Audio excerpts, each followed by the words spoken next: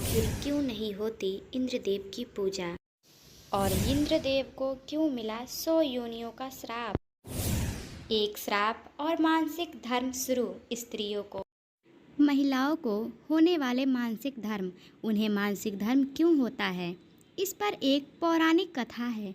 एक बार बृहस्पति, जो देवताओं के गुरु थे, वे इंद्रदेव से काफ़ी नाराज हो गए। इसके चलते असुरों ने देवलोक पर आक्रमण कर दिया और इंद्र को अपनी गद्दी छोड़कर भागना पड़ा। असुरों से खुद को बचाते हुए वो सृष्टि के रचनाकार भगवान ब्रह्मा के पास पहुँचे और उनसे मदद मांगने लगे। तब ब्रह्मा जी ने उन्हें बताया कि उन्हें एक ब्रह्मज्ञानी की सेवा करनी चाहिए।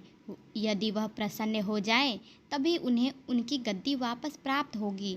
आज्ञा अनुसार इंद्रदेव एक ब्राह्मण ज्ञानी की सेवा में लग गए, लेकिन वे इस बात से अनजान थे कि उस ज्ञानी की माता एक असुर थी। इसलिए उनके मन में असुरों के लिए एक अलग जगह थी। इंद्रदेव द्वारा अर्पित की गई सारी हवन की सामग्री जो देवताओं को चढ़ाई जाती है, वह ज्ञानी उसे असुरों को चढ़ा रहा था। इससे उसका सारी सेवा भंग हो रही थी।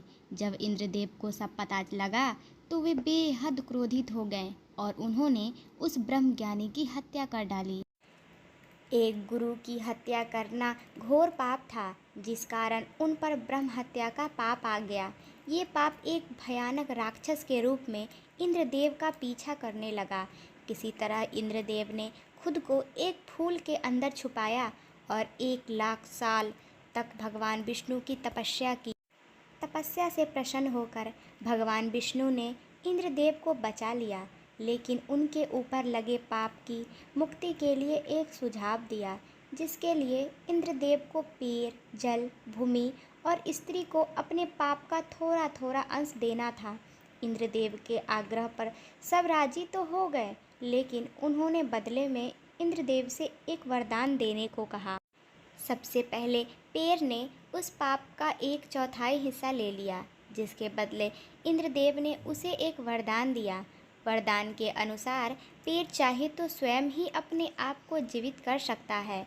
इसके बाद जल को पाप का हिस्सा देने पर इंद्रदेव ने उसे अन्य वस्तुओं को पवित्र करने की शक्ति प्रदान की। यही कारण है कि हिंदू धर्म में आज भी जल को पवित्र मानते हुए पूजा पाठ में इस्तेमाल किया जाता है। तीसरा पाप इंद्रदेव ने भूमि को दिया। इसके वरदान स्वरूप उन्होंने भूमि से कहा कि उस पर आई कोई भी चोट हमेशा भर जाएगी। अब आखिरी बारी स्त्री की थी। इस कथा के अनुसार स्त्री को पाप का हिस्सा देने के फलस्वरूप उन्हें हर महीने मानसिक धर्म होता है, लेकिन उन्हें वरदान देने के लिए इंद्रदेव ने कहा कि महिलाएं पुरुष से कई गुना ज़्यादा काम का आनंद उठाएगी। इन दौरान वे ब्रह्म हत्या यानी कि अपने गुरु की हत्या का पाप ढो रही होती है। इसलिए उन्हें अपने गुरु तथा भगवान से दूर रहने को कहा जाता है। यही कारण है कि प्राचीन समय से ही मानसिक धर्म के दौरान महिलाओं को मंदिर जाने से मनाही थी। इंद्रदेव की पूजा क्यों नहीं की जाती, इस बारे में बताने से पहले मैं आपको बता दूं कि इंद्रदेव कौन है। इंद्रदेव किसी एक देव का नाम नहीं, बल्कि जो भी स्वर्गलोक की गद्दी को प्राप्त कर लेता था, उसे इंद्रदेव की उपाधि दी जाती थी। अब तक कुल 14 इंद्र हो चुके थे, जिनका नाम इस प्रकार है: यज्ञ, विपश्चित, शिवी, विधु, मनुजव, पुरंदर, वाली, अद्भुत, शांति, विष, ऋतुधाम, देवा, अस्तपी और सुइचि। ऐसे नाम जाना जाता है कि इंद्रपद पर जो भी आसीन होता था, उसे हमेशा अपने सिंहासन छीनने का डर बना रहता था। इसलिए वह किसी भी साधु और राजा को अपने से ज़्यादा शक्तिशाली बनने नहीं देता था, और इसलिए वह कभी तपस्या को अप्सराओं से मोहित कर पथभ्रष्ट कर देता, तो कभी राजाओं के अश्वमेध यज्ञ के घोड़े चुरा लेता। ऐसे ही एक कथा का वर्णन विष्णु पुराण में मिलता है, जिसके बारे में ये माना जाता है कि इसी घटना के बाद इंसानों ने पृथ्वी लोक पर इंद्रदेव का पूजा करना बंद कर दिया। धरती लोक पर एक गौतम ऋषि हुआ करते थे। वह बड़े ही ज्ञानी और योगी पुरुष थे। वे एक जंगल में अपनी पत्नी के साथ कुटिया बनाकर रहते थे। उनकी पत्नी का नाम अहिल्या था। अहिल्या अत्यंत सुंदर होने के साथ साथ एक पतिव्रता स्त्री थी। जो भी अहिल्या को देखता वो उसकी सुंदरता पर मोहित हो जाता था। एक दिन की बात है, अहिल्या कुटिया में अपने पति गौतम ऋषि की सेवा कर रही थी। उसी समय इंद्रदेव वहां से गुजरे और वे अहिल्या की सुंदरता को देखकर उन पर मोहित हो गए। हालांकि उस समय तो इंद्रदेव धरती लोक से स्वर्ग वापस लौट आए, लेकिन इंद्र का मन अहिल्या पर ही लटका रहा। वो सोचने लगे कि ऐसा क्या किया जाए जिससे ये रूपवती स्त्री उन पर आसानी से अपना सर्वस्व न्यौछावर कर दे। फिर उन्होंने इसके लिए छल का सहारा लेने का योजना बनाई। और जब उन्हें ज्ञात हुआ कि गौतम ऋषि प्रत्येक दिन सुबह के समय ध्यान के लिए अपनी कुटिया से बाहर जाते हैं, तो इंद्रदेव ने एक दिन ऋषि गौतम के कुटिया से चले जाने के बाद उनका रूप धारण कर अहिल्या के पास पहुँचे। यह देखकर पहले तो अहिल्या ने मन ही मन सोचा कि आज इतनी जल्दी मेरे स्वामी कैसे आ गए, परंतु उन्होंने गौतम रूपी इंद्र से कोई भी प्रश्न नहीं किया और उनकी सेवा में जुट गई। उधर कुछ समय बाद वास्तविक गौतम ऋषि कुटिया वापस आए तो उन्होंने अहिल्या को किसी बहरूपिये के साथ देखा और फिर उन्हें यह समझते देर नहीं लगी कि ये बहरूपिया और कोई नहीं, स्वर्ग के राजा इंद्र हैं।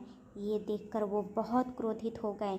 क्रोध के आवेश में आकर ऋषि ने इंद्रदेव को श्राप दिया कि जिस स्त्री की योनि के लिए वो इतना आसक्त रहता है, वैसे ही 1000 योनियाँ तुम्हारे शरीर पर निकल आएंगे और देवताओं के राजा होने के बाद भी तुम्हारी अन्य देवताओं की तुलना न के बराबर हो। और अपनी पत्नी अहिल्या को पत्थर बन जाने का श्राप दिया।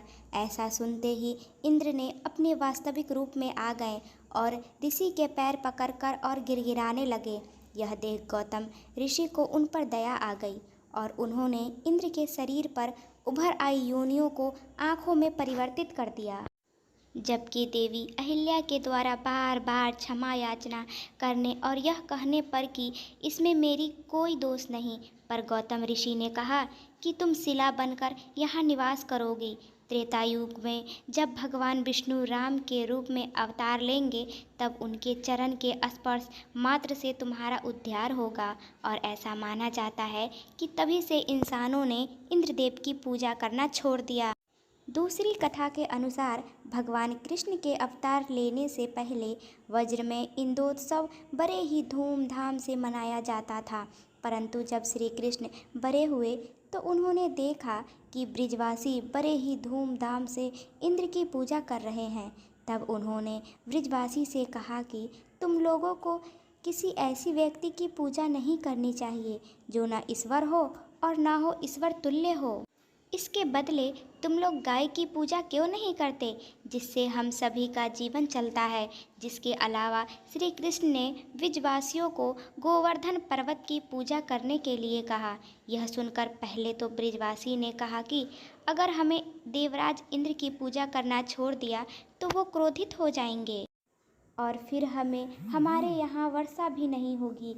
ऐसे में हम अपने गायों को चारा कैसे खिला पाएंगे। तब श्री कृष्ण ने कहा, इसलिए हम किसी ऐसी देवता की पूजा क्यों करें जो हमें भय दिखाता है। मुझे किसी देवता का डर नहीं है। अगर हमें चढ़ावे और पूजा का आयोजन करना ही है तो अब हम गोपत्सव मनाएंगे, इंद्रोत्सव नहीं। इसके बाद सभी लोग श्री कृष्ण की बातों से सहमत हो गए और उन्होंने निश्चय किया कि आज से वो गाय और गोवर्धन पर्वत की पूजा करेंगे। उधर जब इंद्र को इस बारे में पता चला तो उन्होंने प्रलयकालीन बादलों को आदेश दिया कि ऐसा वर्षा करो कि वज्रवासी डूब जाएं और मुझे क्षमा मांगने पर विवश हो जाएं। इंद्र की आज्ञा से बादल मूसलाधार जल बरसाने लगे और जब लंबे समय तक वर्षा नहीं थमी तब वज्रवासी कहारने लगे। तो भगवान श्री कृष्ण ने गोवर्धन पर्वत को अपनी अंगुली पर धारण कर उसके नीचे वज्रवासी को बुला लिया।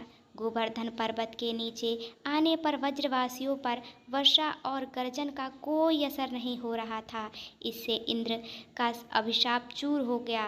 बाद में श्री कृष्ण का इंद्र से युद्ध भी हुआ और इंद्र हार गए। इसके बाद से ही इंद्रोत्सव की जगह गोवर्धन पर्वत मनाया जाने लगा। तो दोस्तों, कैसी लगी यह कथा? अगर अच्छी लगी तो प्लीज़ हमें कमेंट में ज़रूर बताएं।